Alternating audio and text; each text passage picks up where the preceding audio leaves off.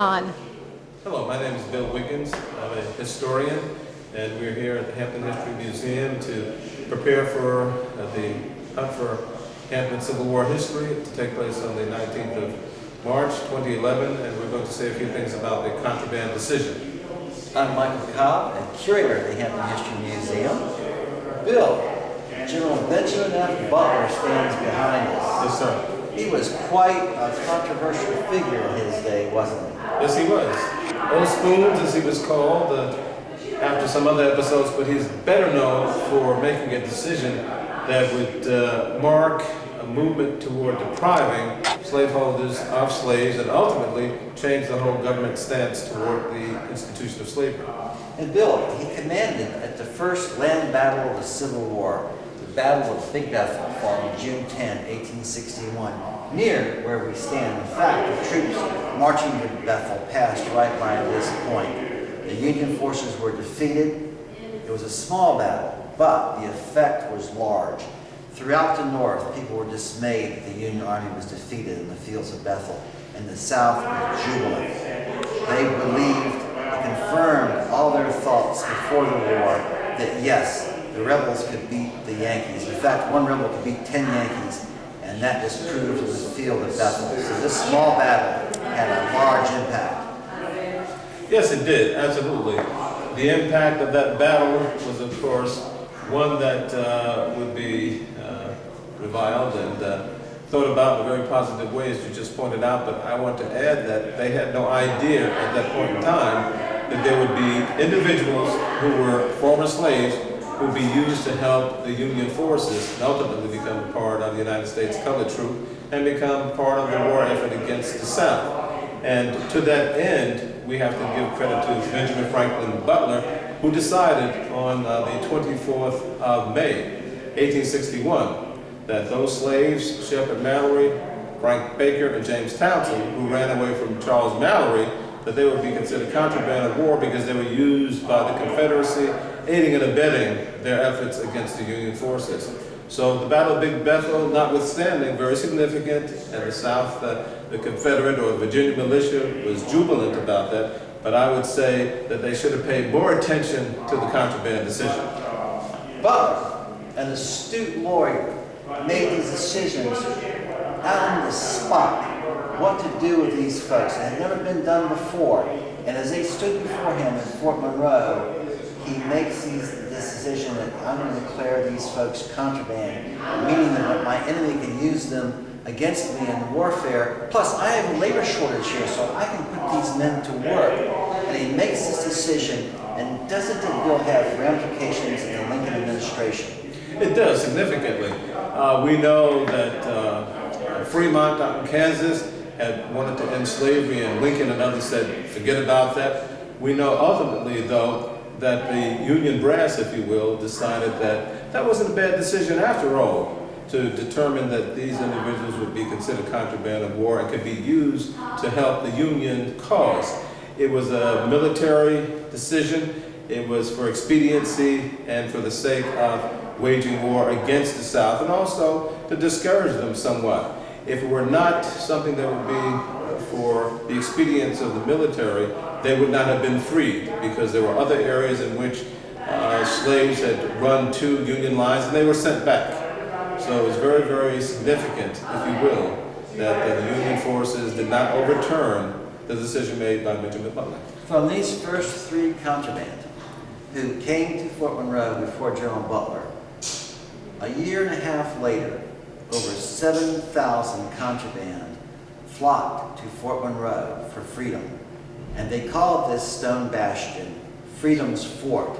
Soon thereafter, contraband camps are built. One very large one on the outskirts of the ruins of burned Hampton, another near Fort Monroe. And these were huge, sprawling communities, and both those communities today still exist. And unlike many other neighborhoods in the area, these are unique in that they were created out of the desire to be free. And mentioning those, once again, those camps we had, one right outside of Fort Monroe, that was Camp Hamilton. That was called Slab Town. And then when we moved down to the current location, if you will, of Lincoln Street at this point in time, that was a Grand Contraband Camp. So there were two locations, and we have very good depictions of those where the contraband slaves constructed homes that they lived in out of slab wood, if you will, and set up fences around them and made themselves at home. Of course, they would be displaced later on, but this was part of Hampton's first generation. Robert Ings and others have written about this generation of individuals who were freedom's first generation, if you will, as the title of this book is, and that legacy lives on. Unfortunately, many of the areas that they resided in no longer exist. Names have been changed, but the Grand Contraband Camp in Slab Town represent an important part of the history of Hampton and a generation that followed. The slabs, you may ask, what is that? A slab is the first rough cut from a log.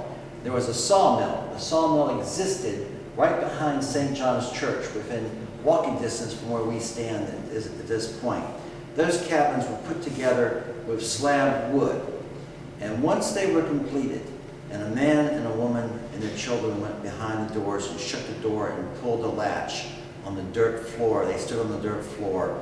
Even though they weren't completely free, they were semi-free.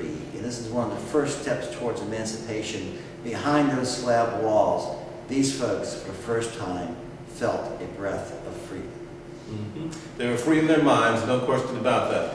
But as Professor Cobb pointed out, in reality, they were still slaves. The South considered them to be fugitive slaves, but they were free in their mind, and they were de facto free. They were not de jure, that is by law, they were not free. But they were no longer on a plantation.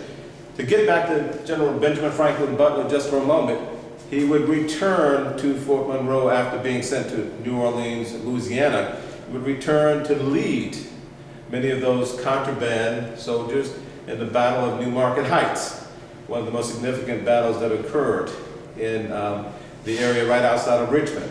And the soldiers there were victorious. And we know that a number of Medal of Honor winners came out of that battle. So Benjamin Butler's legacy is a great one, and I would extend it a bit further and say that he became one of the active radical Republicans trying to do something during the Reconstruction period. So there was a metamorphosis. This man from Massachusetts/New Hampshire who came here and who had no desire to end slavery. When he was in Maryland before getting to Virginia, he told everyone there, I'm not bothering slavery at all. This war is not about slavery. And when he got here, though, he looked at it from a very practical and pragmatic point of view. Let's get as much help as we can. Let's demoralize the Confederate forces, actually the Virginia militia at that point in time. And so it was that he made a difference that will never be unchanged in history. Behind us, this desk with its pigeonholes belonged to Benjamin Franklin Butler. And in fact, he may have well signed the contraband order on that desk. The bag sitting on the desk is Butler's mail bag. And it is very interestingly noted that it's in the field, that Butler was in the field. He wanted people to know that he was not sitting behind a desk, but he was with his army in the field defending the Union. So, if we bring our thoughts to a conclusion, let us determine in our minds and in the minds of anyone who studies this, that this was one of the most significant events in the history of America. And the irony of it is that it occurred in the same area pretty much that some 20 and odd slaves arrived back in 1619, around August 20th. And so those individuals, many of them became slaves. But the irony is that at the same place, we had a movement for freedom, call it again quasi-freedom if you will, but it stands as a very, very important and significant event in the history of our country. The Civil War was a war for union and for emancipation. And here on the lower tip of the Virginia Peninsula, near Fort Monroe, both the Union was defended and emancipation guaranteed. Thank you very much. Thank you.